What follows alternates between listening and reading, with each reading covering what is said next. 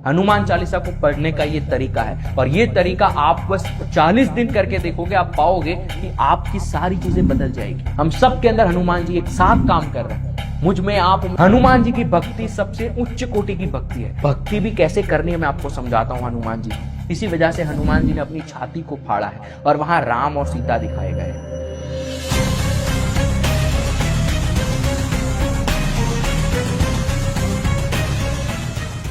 आ गए आपने वीडियो में कहीं पर हनुमान जी का नाम या फोटो देखा होगा, तभी आपने इस वीडियो पे क्लिक किया।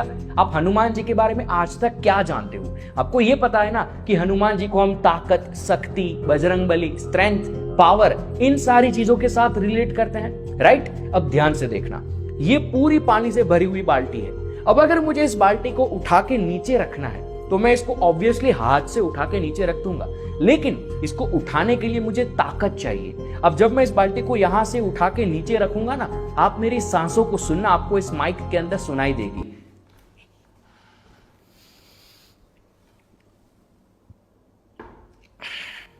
आपने देखा, जब मैंने इसको यहां से उठाया ना तो मैंने सांसें भरी, और जब मैंने इसको यहां छोड़ा ना तो मैंने सांसों को छोड़ दिया।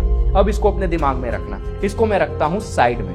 अब ये चेयर है, इस चेयर को मैंने यहां रखा और इस चेयर के ऊपर मैं बैठता हूं। अब मैं यहां बैठ गया।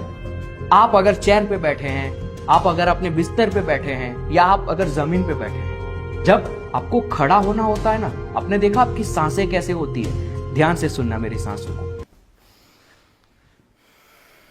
तो क्या आपने गौर से सुना? जब मैं चेयर से उठा तो मेरे शरीर ने सांसों को अंदर खींचा, और जब मैं खड़ा हो गया तो मेरे शरीर ने सांसों को छोड़ दिया। जब मुझे बाल्टी उठानी थी, मेरे शरीर ने सांसों को अंदर खींचा, और जब मैंने बाल्टी रख दी, मेरे शरीर ने सांसों को छोड़ दिया। जब भी मुझे ताकत चाहिए थी, मेरा शरीर सांसों को अंदर ले रहा है। हम देखो डे टू डे लाइफ में जब भी कोई ऐसा काम करते हैं ना जहां हमें स्ट्रेंथ चाहिए, तो हमारा शरीर हमेशा सांसों को अंदर ही लेता है। सांसों को बाहर छोड़ते हुए आप कभी भी कोई भी ताकत का इस्तेमाल नहीं कर सकते हैं। तो यार, ये सांसों के अंदर केवल हवा या ऑक्सीजन नहीं है, इसके अलावा कुछ और है जो हमारे अंदर जा रहा है और ये कर रहा है। और बचपन से हमने कहानी सुनी है हनुमान जी की कि वो हवा में उड़ते थे, वो पर्वत उठा लेते थे, वो ताकत का सिंबोलिज्म है। और यही सेम हनुमान जी की कहानियां ये नाक के अंदर जा रही सांस के अंदर रची जा रही है। आप देखो, मेरी सांस के अंदर हवा उड़ के गई, हवा उड़ के गई, मुझे ताकत मिली, और उस ताकत से जैसे इन्होंने पर्वत उठा लिया था, वैसे मैं अपनी डे टू डे लाइफ में बहुत सारी चीजें उठा पा रहा हूं, बहुत सारी चीजों में अपना पावर यूज कर पा रहा हूं। तो यहां सांसों का कोई ना कोई कनेक्शन हनुमान जी के साथ जरूर है, और अगर वो आप समझ गए तो आप ये समझ जाओगे कि हनुमान जी चिरंजीवी है, अमर है, आज भी मौजूद है। तो कहां है, उनको कैसे पाया जा सकता है, और क्या वो ऐसे ही दिखते हैं या नहीं? आज की वीडियो में अगर आप ध्यान से 20 से 25 मिनट मुझे सुनते हैं, जो मैं समझाने जा रहा हूं वो समझते हैं, तो आप हनुमान चालीसा के भी बियॉन्ड, हनुमान चालीसा के भी परे हनुमान जी को पा लेंगे। उसके बाद आपको चालीसा तो छोड़ो, आपको कोई चीज करने की जरूरत नहीं पड़ेगी। आप जीवन में हर पल हनुमान जी के साथ रहेंगे। आपकी लाइफ को प्रैक्टिकली कैसे हनुमान जी सही कर सकते हैं, उसका जवाब आपको आज की इस वीडियो के अंदर मिल जाएगा। एक बड़ा उच्च कोटि का ज्ञान आपको समझाने जा रहा हूं। लेडीज एंड जेंटलमैन, ये है हनुमान रहस्यम, और आप सभी का स्वागत है इस वीडियो के अंदर। तो यहां जो मैं आपको समझाने जा रहा हूं ना, ये आपको तब समझ आएगा जब आप अपने दिमाग से थोड़े शांत होंगे। लेकिन आजकल हमारी लाइफ में प्रॉब्लम्स इतनी है, करियर की प्रॉब्लम, रिलेशनशिप की प्रॉब्लम, फैमिली की प्रॉब्लम, और ये सारी प्रॉब्लम जब सर पे बैठी रहती है तो हमें ये चाहिए कि कोई बता दे कि अब आगे होगा क्या, मैं क्या करूं। हम सब भगवान के सामने भी यही कहते रहते हैं। जो मैंने रखी हुई है ना, ये बहुत डीप में आपको ले जाने वाली है, लेकिन आपको पहले यह समझना है कि आपका जन्म हुआ क्यों, क्योंकि आपने कुछ ऐसे कर्म किए होंगे पिछली लाइफ में जिसकी भरपाई करना अभी बाकी है। मैंने भी, आपने भी, हम सब ने कुछ ना कुछ ऐसे कर्म किए होंगे, वरना तो मोक्ष मिल गया होता। लेकिन हम धरती पर जन्म लेके आए, मतलब अभी कुछ भरपाई करना बाकी है। तो हमारे जीवन को इस धरती पर लाया किसने? हमारे कर्मों ने, वरना मोक्ष मिल जाता।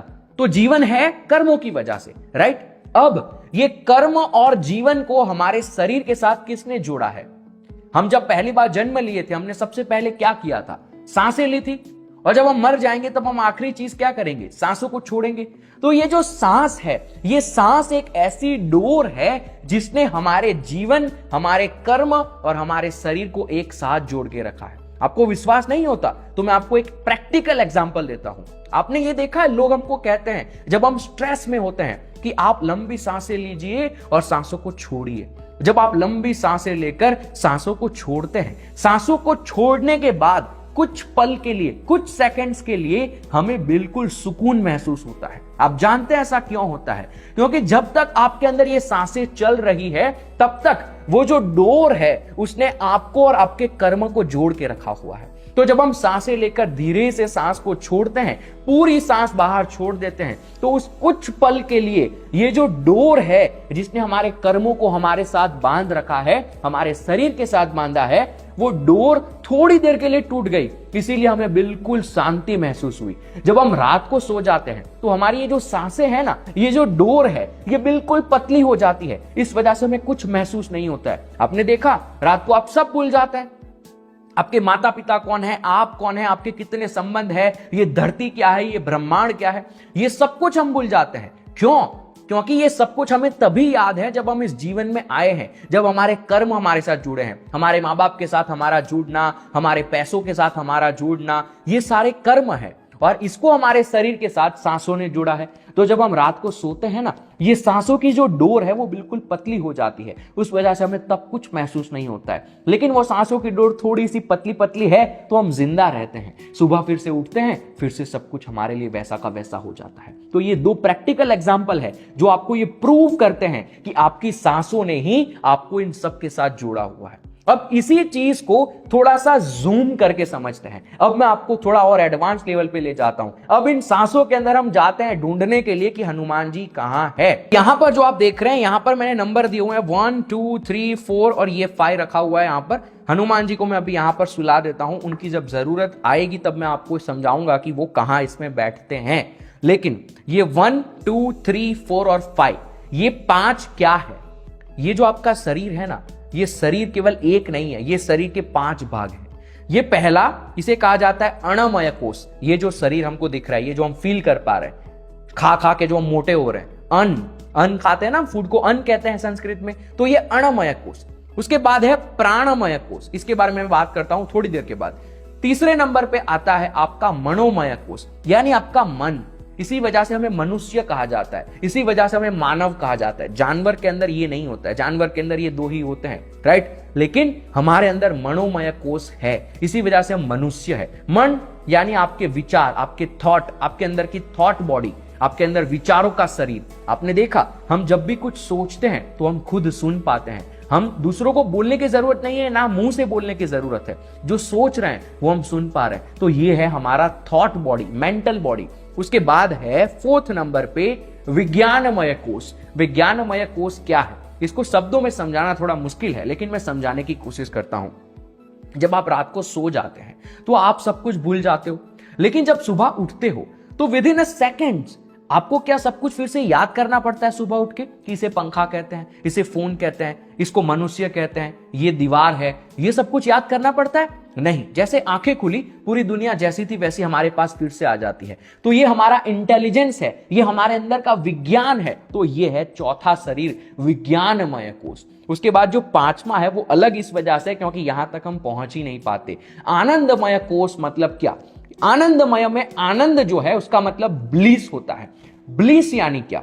जब आप हैप्पी होते हैं, जब आप सैड होते हैं, जब आप गुस्सा होते हैं, ये सारे आपके इमोशंस हैं। लेकिन आपके ये सारे इमोशंस को हटा दो, हैप्पीनेस को भी हटा दो, सैडनेस को भी हटा दो। ये सारे इमोशंस जब हट जाएंगे और जो शून्यता में आप महसूस करोगे, वो ना खुशी है ना दुख है, लेकिन वो जो है उसे ब्लिस कहा जाता है, उसे आनंद कहा जाता है। तो यह है आनंदमय कोश। स्पिरिचुअलिटी का सबसे बड़ा मकसद यही है कि आपको आनंदमय कोश तक महसूस करवा दे। लेकिन हम आनंदमय कोश तक महसूस नहीं कर पाते। हम थोड़ा सा यहां तक पहुंचे। जब मैंने आपको ये समझाया तो थोड़ा सा आप यहां तक पहुंचे। यहां तक पहुंचना तो बड़ा मुश्किल है। स्पिरिचुअलिटी का मकसद ही ये है कि आप अपने इस स्थूल शरीर से अंदर डीप उतरते जाए और यहां तक पहुंच जाए।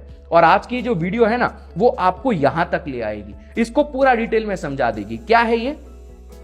प्राणमय कोश। अब ये प्राणमय कोश में प्राण क्या है? देखो, हम जब सांसें ले रहे हैं हमें ताकत मिल रही है। मैंने आपको वीडियो की शुरुआत में कहा कि ये सांस केवल ऑक्सीजन या हवा नहीं ले रही है, इसके अंदर कुछ और भी है। और वो कुछ और जो है, ये सांसों के अंदर जो हमारे साथ जा रहा है, इसे प्राण कहते हैं। आप इसको इस प्रकार समझो कि सांस जो है वो एक घोड़ा है और सांस के ऊपर बैठकर एक और जा रहा है घुड़सवार, और वो घुड़सवार जो है वो प्राण है। सांस, ये जो हवा है, ये तो बस घोड़े की तरह अंदर जा रही है, घोड़े के ऊपर बैठा हुआ प्राण है।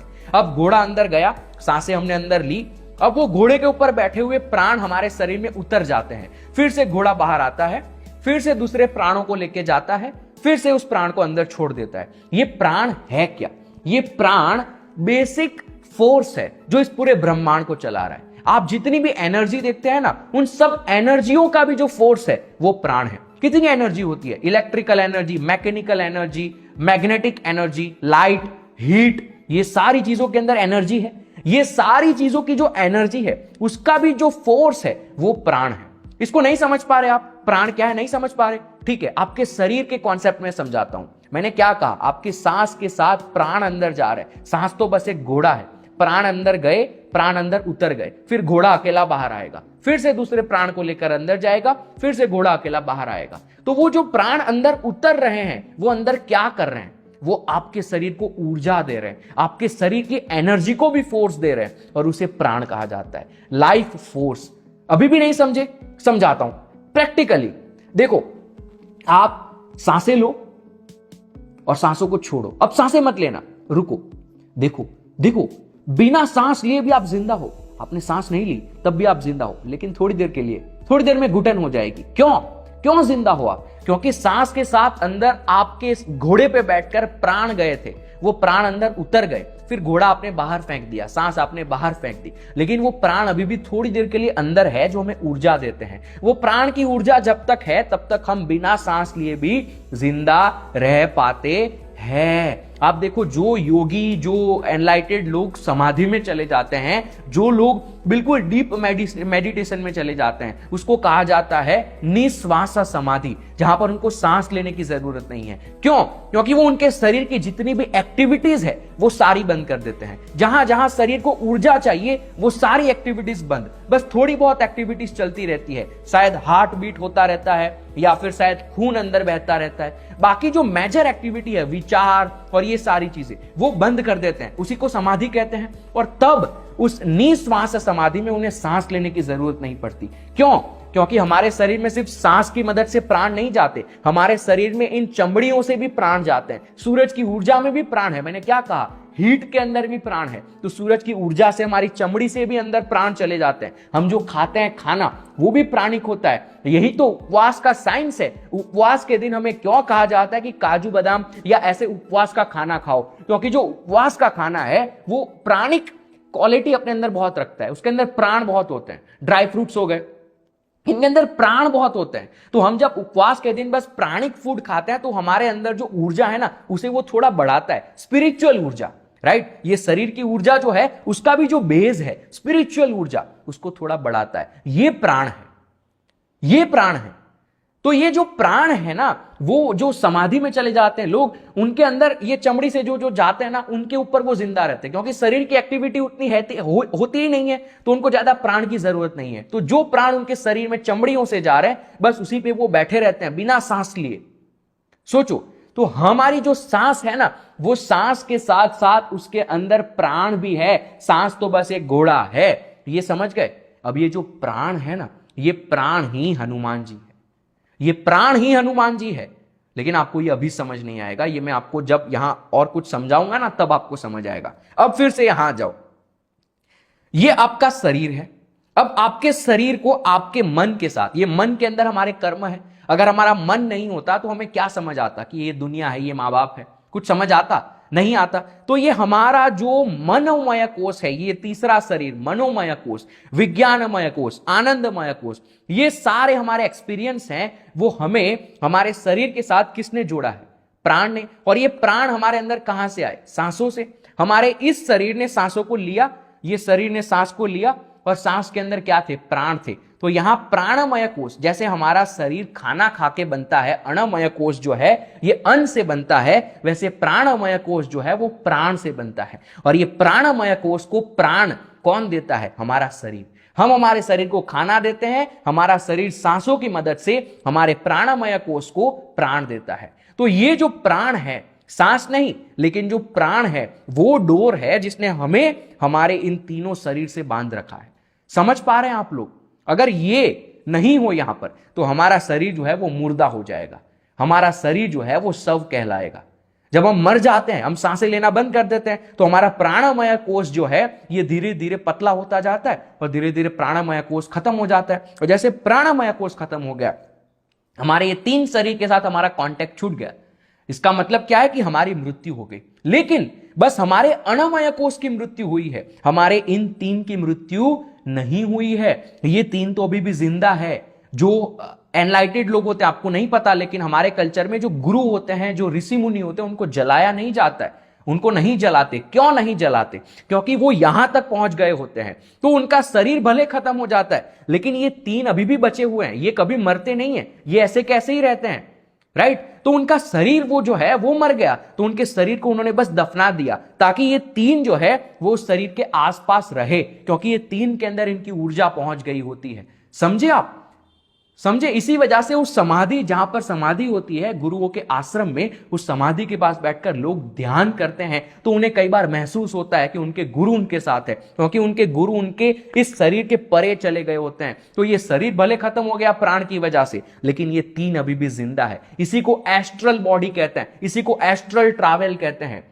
जब हम ध्यान करते हैं, और अगर हम ध्यान करते करते हमारे सांसों पर थोड़ा कंट्रोल ले आए और थोड़ा गहरा उतर जाए ना, तो हम हमारे शरीर के भी बाहर जा सकते हैं। हमारे ऋषि मुनियों को ये सोलर सिस्टम के बारे में कैसे पता? क्योंकि ये तीन एस्ट्रल बॉडी है, ये कहीं भी जा सकती है। ये मन, आपने एक्सपीरियंस किया होगा, ये मन, आंखें बंद करके देख लो, आप जा सकते हो, शिमला घूम के आ सकते हो, कुल्लू मनाली घूम के आ सकते हो, राइट? तो हमने बस यहां तक एक्सपीरियंस किया है, तो हम इतना जानते हैं। अब सोचो, ये बैठे बैठे कुल्लू मनाली जा सकता है, तो ये दो में तो इससे भी ज्यादा ताकत है, तो ये दो क्या क्या कर सकते हैं। तो इसी वजह से जो गुरु होते हैं, जो एनलाइटेड लोग होते हैं, उनको जलाते नहीं है, उनके शरीर को दफना देते हैं, ताकि उनके प्राण जो है वो शरीर के आसपास घूमते रहे, और इस वजह से ये तीन जो है वो वहां पर मौजूद रहे। महाअवतार बाबा जी का नाम सुना है? महाअवतार बाबा जी को लोग आज भी महसूस कर पाते हैं। क्यों महसूस कर पाते हैं? क्योंकि उनके ये तीन जो एस्ट्रल शरीर है वो आज भी मौजूद है हमारे पास, राइट? तो अब मेन कॉन्सेप्ट पे आते हैं। ये जो प्राण है, इसी की वजह से हम ये सब कुछ महसूस कर पा रहे हैं, करेक्ट? अब ये प्राण के अंदर थोड़ा सा अगर हम जूम करें, ठीक है, इन सबको साइड में करते हैं, ये प्राण शरीर, तो ये प्राण शरीर के अंदर भी थोड़ा सा अगर हम जूम करते हैं, तो ये प्राण शरीर के भी 10 अलग अलग भाग है, जिसमें से 5 मेन है। 5 मेन जो है उसके ऊपर हमें ध्यान देना है। मैं समझाता हूं, सब कुछ इजी कर दूंगा आपके लिए। ये 5 प्राणमय कोश के अंदर 5 जो मेन भाग है प्राणों के, जो हम प्राण ले रहे हैं ना अंदर सांसों के सहारे, वो प्राण अलग अलग भाग में बट जाते हैं। उसके 10 भाग है, लेकिन 5 मेन है। वो 5 का नाम क्या है? एक है नॉर्मल प्राण, जिसे मैं प्राण कह रहा हूं कब से, वो मेन प्राण है जो हम सांसों के साथ अंदर लेते हैं।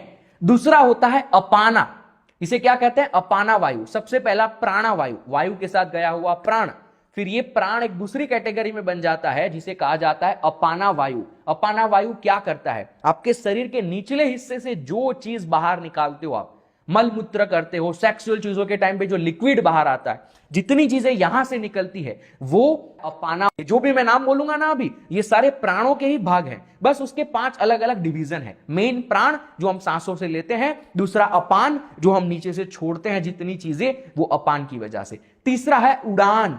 उड़ान मतलब जो हम सांसों को एक्सेल करते हैं, सांसों को अंदर ले लिया, घोड़ा प्राण को लेकर अंदर आ गया, लेकिन अब वो घोड़े को बाहर भी तो निकालना है, उसके लिए भी ऊर्जा चाहिए। तो वो जो प्राण सांस को, जो सांस का घोड़ा है उसको बाहर फेंकती है, उसे उड़ान वायु कहा जाता है। समझे? पहला प्राण, दूसरा अपान जो नीचे, उड़ान जो ऊपर की तरफ बाहर निकालता है। फिर होता है समाना वायु। समाना वायु मतलब हमारे पेट में खाना डाइजेस्ट करने के लिए यूज होता है, हमारे फेफड़ों में हवा को डाइजेस्ट करने के लिए, ऑक्सीजन को डाइजेस्ट करने के लिए, हमारे बुद्धि के अंदर जो हमारे एक्सपीरियंस है, जो ज्ञान है, उसको डाइजेस्ट करने के लिए यूज होता है। तो ये है समाना वायु। और 5वां आखिरी है व्याना वायु, और ये सबसे इंपॉर्टेंट है। व्याना वायु हमारे पूरे शरीर को जोड़ के रखता है। आपको कभी ये महसूस नहीं होता ना कि मेरा हाथ अलग है, मेरा ये हाथ अलग है, मेरे पैर अलग है, हमें सब कुछ एक लगता है। आप किसी बूढ़े लोगों के साथ बैठना, मैं जब अपनी दादी के साथ बैठता हूं वो मुझे अक्सर कहती है कि मुझे ऐसा फील हो रहा है मेरा ये हाथ है ही नहीं। जो पैरालाइज हो जाते हैं उन्हें एक साइड कभी फील नहीं होती। क्यों? क्योंकि वहां व्याना वायु, ये जो व्याना है वो जाना बंद कर देता है। जैसे जैसे आप बूढ़े होंगे ना, आपका व्याना कमजोर होता जाएगा, तो आपके शरीर में चीजें दुखना शुरू हो जाती है, शरीर का कुछ कुछ भाग आपको महसूस नहीं होता है। तो ये 5 मेन हमारे प्राण के डिविजन्स हैं। बाकी 5 जो है ना उसकी जरूरत नहीं है। ये नागा, कूर्मा, देवदत्त, ये सारे आपकी जो हिचकियां आती है, आपको जो छींक आती है, इन सब के लिए यूज होता है, लेकिन उसके जीवन में हमें जरूरत नहीं है। स्पिरिचुअलिटी में इन 5 की जरूरत है। अब देखना, अब आप समझ पाओगे ये प्राण ही हनुमान है। मैं ऐसा क्यों कह रहा हूं? क्योंकि हनुमान जी की आपने कहानियां बहुत सारी सुनी है, राइट? हनुमान जी की एक सबसे बड़ी कहानी हमने जो सुनी बचपन में, कि जब हनुमान जी गए थे हवा में सूरज को खाने के लिए, तो उन्हें सूरज को देखकर लगा था वो मैंगो है, लेकिन इंद्रदेव आए और उनको उन वज्र से हनुमान जी पे वार किया। हनुमान जी आकर धरती पर गिर गए। फिर हनुमान जी के पिताजी का नाम क्या है? पवन देव। क्या है? पवन देव। समझना, ये याद रखना जरूरी है। पवन देव हनुमान जी को लेकर एक गुफा में चले जाते हैं और वो गुस्सा हो जाते हैं और पूरे ब्रह्मांड से सारे हवा को खींच लेते हैं, सारे प्राण को खींच लेते हैं और सब कुछ बेहोश हो जाता है, पूरा ब्रह्मांड बेहोश हो जाता है। फिर सारे अलग अलग देव, जो सारे अलग अलग भगवान हैं, वो आते हैं और वो कहते हैं कि आप ऐसा मत करो, पूरा ब्रह्मांड बिखर जाएगा। ये कहानी इसी चीज को समझाती है, राइट?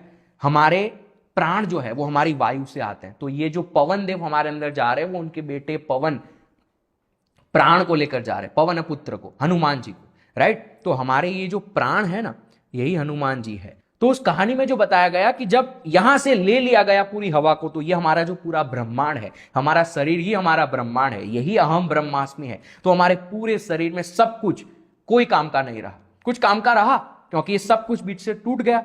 गुफा में जब लेकर चले गए हनुमान जी को उनके पिताजी, ये सब कुछ बिखर गया, राइट? एक बार क्या हुआ?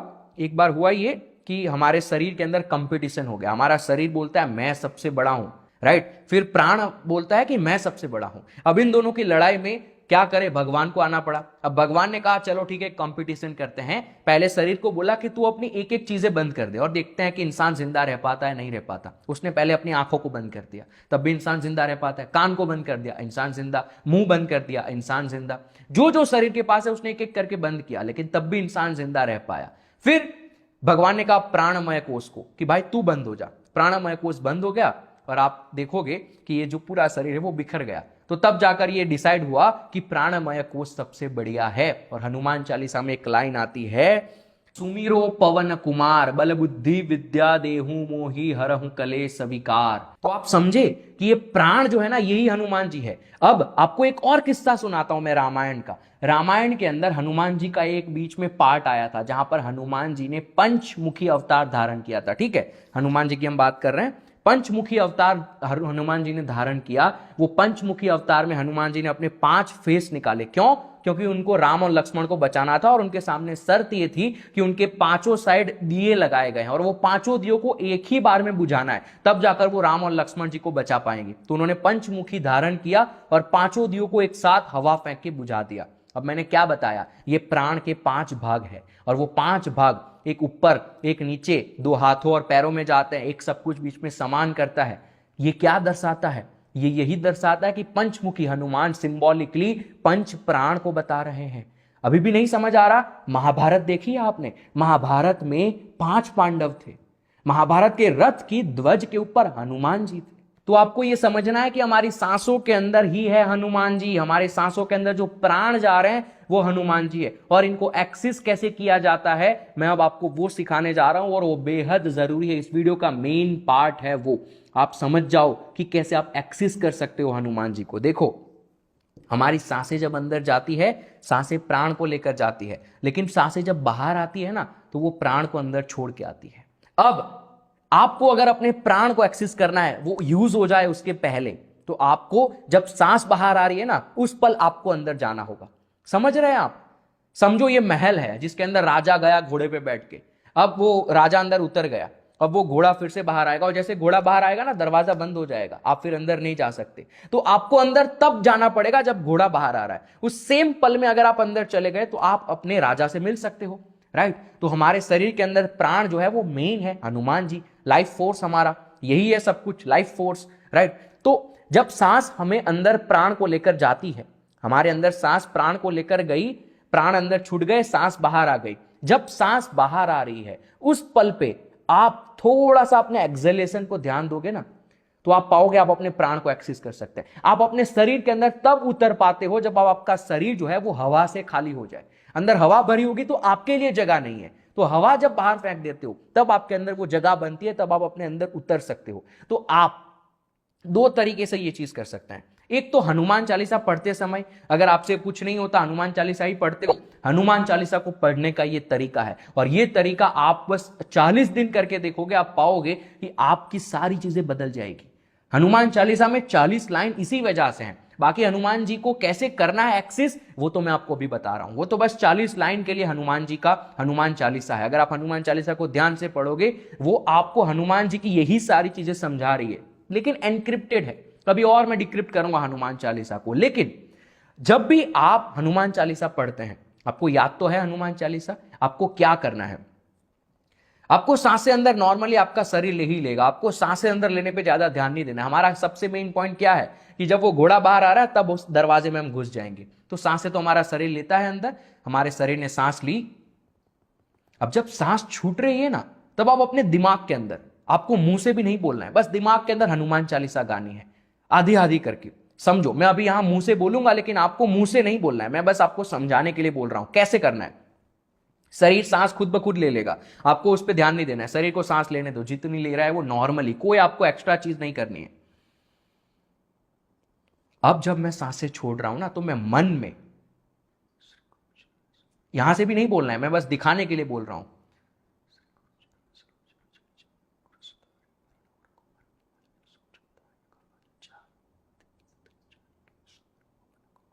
अब मेरा सांस छारा छूट गया, अब मेरे पास ताकत नहीं है, तो जहां रुके वहां रुक जाओ, फिर से शरीर को सांस भरने दो, फिर से वहीं से हनुमान चालीसा को कंटिन्यू करो। जब घोड़ा बाहर आ रहा है तब आप अंदर जाओ, उनको मिल के आओ। घोड़ा बाहर आ रहा है, अंदर जाओ, मिल के आओ। घोड़ा बाहर आ रहा है, अंदर जाओ, मिल के आओ।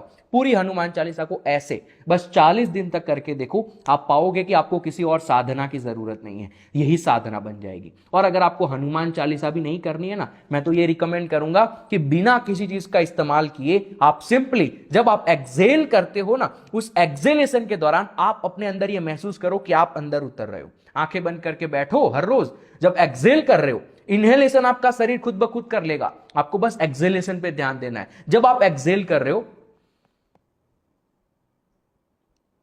जब आप एक्सेल कर रहे हो, बस आपको एक्सेलेशन को स्लो करते जाना है। एक्सेलेशन को स्लो कर दो, स्लो कर दो, स्लो कर दो। इनहेल आपका शरीर ऑटोमेटिकली कर लेगा।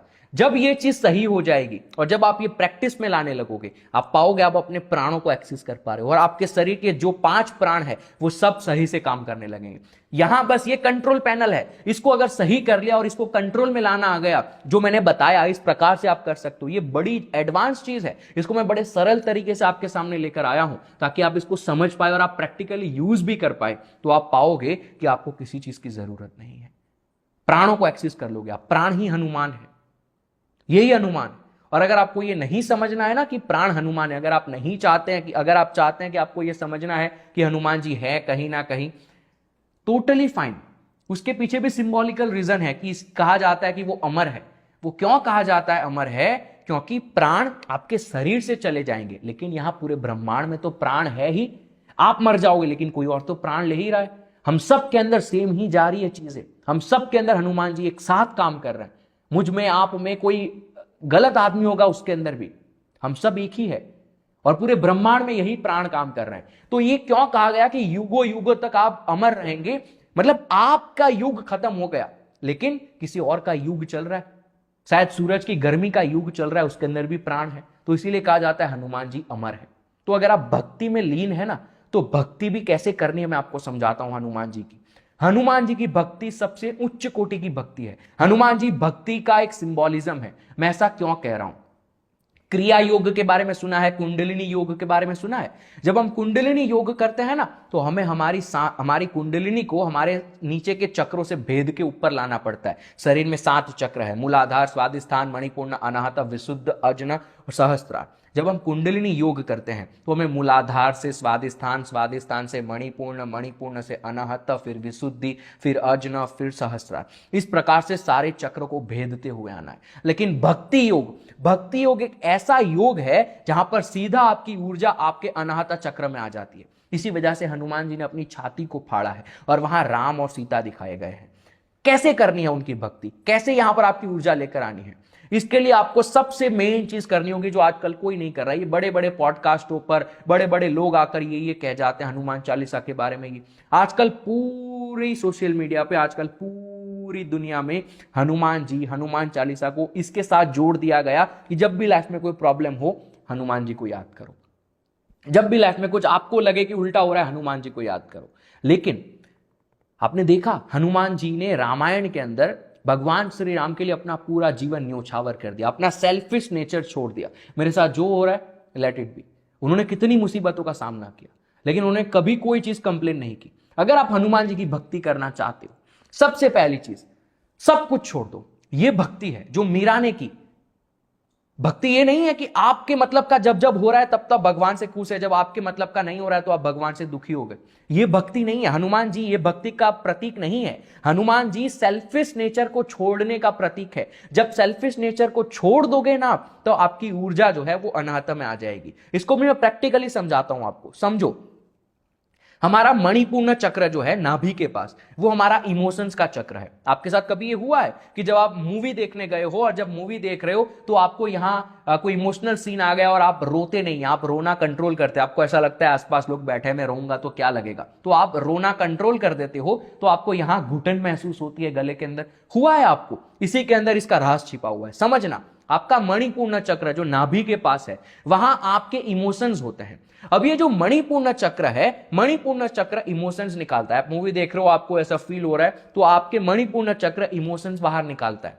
मणिपूर्ण चक्र से इमोशंस निकलकर अनाहत में आते हैं, क्योंकि उसके ऊपर अनाहत है। अनाहत चक्र जजमेंट का चक्र है। तो अनाहत चक्र अब जजमेंट बनाता है कि आसपास लोग बैठे हैं, नहीं, ये इमोशंस नहीं निकालना चाहिए। तो अनाहत चक्र ने जजमेंट बना दिया। अब वो इमोशन अनाहत चक्र के जजमेंट से पास होकर आता है विशुद्धि चक्र में। विशुद्धि चक्र एक्सप्रेस करता है, विशुद्धि चक्र मुंह पे एक्सप्रेस करता है। तो अब आपके अनाहत चक्र ने जज कर दिया कि उसे बाहर नहीं निकालना है, तो विशुद्धि चक्र उसको बाहर नहीं निकाल सकता क्योंकि उसको ऑर्डर मिला यहां से। तो विशुद्धि चक्र वहां से दरवाजा बंद कर देता है। हम विशुद्धि चक्र को बंद कर देते हैं कि नहीं, बाहर नहीं जाना है, लोग बैठे हैं, अनाहत चक्र ने बोला है, जज किया है। तो यहां जब हम हमारे इमोशंस को ब्लॉक कर देते हैं, विशुद्धि चक्र को खुलने नहीं देते हैं, तो हमारे विशुद्धि चक्र के पास हमें घुटन महसूस होती है। और अब क्या होता है, जब यहां से आप बाहर नहीं निकलने देते हो, तो विशुद्धि चक्र बोलेगा, भाई मैं तेरी सुनने नहीं वाला, मुझे तो इसको बाहर निकालना ही पड़ेगा, वरना मेरा क्या होगा, मेरा तो यहां घुटन हो रहा है, मैं इसको नहीं रख सकता अंदर। तो अब विशुद्धि चक्र क्या करता है, घुसबम्स आते हैं ना हमको जब ऐसी कोई चीज होती है या जब प्राउड फील होता है, और जब हम यहां से एक्सप्रेशन नहीं निकालते, तो विशुद्धि चक्र शरीर के निचले हिस्सों से एक्सप्रेशन बाहर निकालता है, तो हमें घुसबम्स आते हैं, रोंगटे खड़े हो जाते हैं। तो यहां अनाहत चक्र जो है वो जजमेंट का चक्र है। वो जजमेंट बंद कर दोगे, आपका अनाहत खुल जाएगा और सीधी आपकी जो कुंडलिनी ऊर्जा है अनाहत तक पहुंच जाएगी। यहां तक पहुंच जाए तो भी बहुत है आपकी लाइफ में, यहां तक आना मेन चीज है। यहां तक आ जाओ, ये सेंटर है, ये 3 ऊपर के चक्र, 3 नीचे के चक्रों का सेंटर। और हनुमान जी जो है वो अनाहत चक्र का प्रतीक है, भक्ति का प्रतीक है। सेल्फिश नेचर छोड़ दो, जो हो रहा है लाइफ में एक्सेप्ट कि ये मेरे राम है और मैं मेरे राम को जोड़ रहा हूं उनके कर्मों के साथ, और जो भी हो रहा होगा ना, मैं अपने राम की सेवा के लिए न्योछावर हूं। तो अगर आप हनुमान जी बनना चाहते हैं, हनुमान जी की साधना करना चाहते हैं, ये साधना है हनुमान जी की, ये भक्ति है हनुमान जी की, कि अब मैं न्योछावर हूं, मैं बीच में खड़ा हूं और मैं अपने राम के लिए सब कुछ कर रहा हूं। जो हो रहा है उनके कर्मों में, जो लिखा है मुझे एक्सेप्टेड है उनके भाग्य में। सीता माता का अपहरण हो गया था, हनुमान जी ने साथ दिया। उनको लंका जाना पड़ा, गए। जो भी उनको फील करवाया गया रावण द्वारा, उनकी पूंछ जलाई गई, सब कुछ उन्होंने फेस किया। ये क्या है, ये समर्पण है अपने राम के लिए। तो ये है राम राज्य। हम सब हनुमान और हम सब हमारे इस जीवन को समर्पित हो गए। जो हो रहा है बढ़िया है, मेरे राम का हो रहा है ना, दुख आ रहा है, खुशी आ रही है, फिर किसी चीज में जजमेंट बनता ही नहीं, कोई कंक्लूजन ही नहीं है, सब कुछ बढ़िया है। अगर मैं रोड पे आ गया तब भी मेरे राम के लिए, इस लेवल पर अगर आपकी भक्ति पहुंच जाए ना, तो ये है कुंडलिनी योग भक्ति के अंदर। भक्ति सबसे बड़ी चीज है कुंडलिनी को अनाहता तक लाने की। इसी वजह से भक्ति करवाई जाती है, लेकिन भक्ति आजकल बदल गई है। तो ये दो तरीके हैं। हनुमान जी आपके प्राणों में है, आपके सबसे नजदीक प्राण है। हनुमान जी बाहर भी है, मैं ये नहीं कह रहा हनुमान जी नहीं उड़ रहे हैं, और ऐसे शेप में हो ऐसा जरूरी नहीं है। इस चीज से बाहर आ जाओ। हनुमान जी बाहर भी है, लेकिन सबसे नजदीक कहां है? आपके शरीर में। बाहर एक्सेस करने से बढ़िया अपने शरीर वाले हनुमान जी को एक्सेस करो। सेम ही है बाहर अंदर, लेकिन शरीर में वो नजदीक है।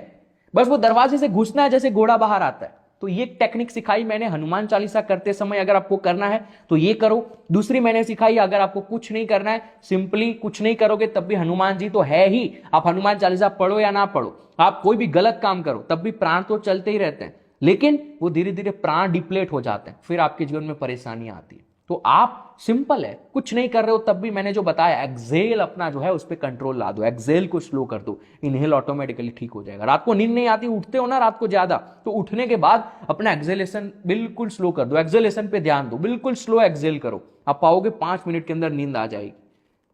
तो एक्सेलेशन के अंदर आप हनुमान जी को कांटेक्ट कर सकते हो, आपको सिक्योर फील होगा। डर लगे तब ये करो, हनुमान चालीसा यहां चल रही है, वो 40 लाइंस पढ़ने से बढ़िया यहां कंट्रोल ले आओ, हनुमान चालीसा 24/7 आपके साथ है। लेकिन आजकल ऐसा नहीं हो रहा है। आजकल पॉडकास्ट ने सब बिगाड़ रखा है, पता नहीं क्या क्या लोग बोलते हैं, और फिर मेरे जैसे लोगों को गालियां देते हैं जब मैं ये कहता हूं कि हनुमान चालीसा हर रोज पढ़ने की जरूरत नहीं है। मैं इसीलिए कहता हूं, मैं ये चाहता हूं कि आप जागो, अंदर उतरो थोड़ा, बहुत कुछ है अंदर। समझ पा रहे हैं आप? अगर आपसे ये सब नहीं हो रहा है, अगर आप मेरी ये बातों को नहीं मानना चाहते, तो एटलीस्ट इतना तो मानो कि सेल्फिश नेचर को भगा दो। हनुमान जी अंदर है, सेल्फिश नेचर को जाने दो, ये कर लो। 2 तरीके मैंने बता दिए आपको, या तो भक्ति योग या तो क्रिया योग में सांसों की मदद से, और दोनों को मिक्स करके करना चाहते हो उसका भी तरीका बताया, हनुमान चालीसा और सांस, दोनों को कैसे करना है। मैं जो बोल रहा हूं ये भी प्राणों की वजह से बोल रहा हूं, मेरे प्राणों से भी हनुमान जी आपको कह रहे हैं ये चीज। समझो इस वीडियो को, लंबी वीडियो है, लेकिन अगर आपने यहां तक देखा, सुना, इस वीडियो को अपने घर परिवार वालों को दिखाओ, मुझे स्टोरीज में टैग करो, ताकि मैं भी लोगों को बता सकूं कि लोग सुन रहे हैं ये वीडियो, आप भी सुनो। अगर आपको कुछ भी अच्छा लगा यहां पर, आप कमेंट में लिखिए। कुछ कुछ चीजें ऐसी होगी जो मैं भूल गया होऊंगा बताने में, लेकिन कभी और बताऊंगा, लेकिन जो बताया उसे समझो।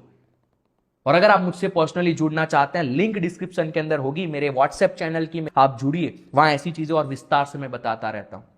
कमेंट करना और इस वीडियो को शेयर जरूर करना लोगों के साथ। फिलहाल इतना ही। आप सभी को हनुमान जी अपने अंदर ढूंढने की बहुत बहुत मैं ये विश देना चाहता हूं, ये ब्लेसिंग्स देना चाहता हूं कि आप अपने अंदर हनुमान जी को ढूंढे। हनुमान आप हो, आपके अंदर है, और आपको आपके राम के लिए, आपके जीवन के लिए समर्पित हो जाना है। आप ये जीवन नहीं हो, आपको बस समर्पित हो जाना है। 2 तरीके हैं, या आप राम बन जाओ या आप हनुमान बन जाओ, चूज इट। समझ जाओ इस वीडियो को। नमस्कार, जय बजरंग बली, जय पवन पुत्र हनुमान।